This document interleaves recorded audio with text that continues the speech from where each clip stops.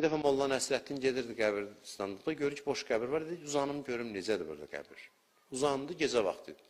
Uzandı, bir də gördü ki, bir dəstə gəlir atla, heyvanlarla filanla. Bu qorxdu, dedi, yəqin ki, sorğusu hala mələklər gəlir. Durdu ayağa. Duranda ayağa, bunlar da qorxdu, bunların heyvanları hürçdü, özləri qorxdu, qaçdılar. Sonra gördülər Molla Nəsrəddindilər, yaxşı döydülər onu. Yaxşı döydülər, paltarı cırıq vəziyyətdə filan, gəldi evə. Arvad dedi, haradaydınız filan, dedi, qoy deyən görəydə özümə gəlin bir tərqan içindəyəm. Sonra dedi, haradaydın, dedi ki, qəbirdən gəlirəm. Dedi ki, yaxşı, orada nə var, nə yox qəbirdə? Dedi ki, heç kəsin heyvanını ürkütməsin, problem yox. Hər şey yaxşıdır. Cəmaatı narahat eləməsin, yaxşıdır hər şey.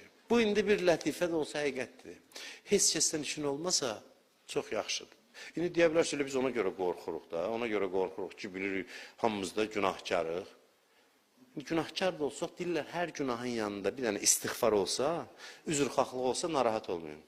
Allah bağışlayacaq. Heç olmasa üzr istə. Bunu da eləməyəcəksin. Allah deyəcək, bir dənə eləyirdin yaxşı da, bir dənə deyərin bağışla Allah səhvi. Hər günahın yanında bir dənə üzrxahlıq olsun.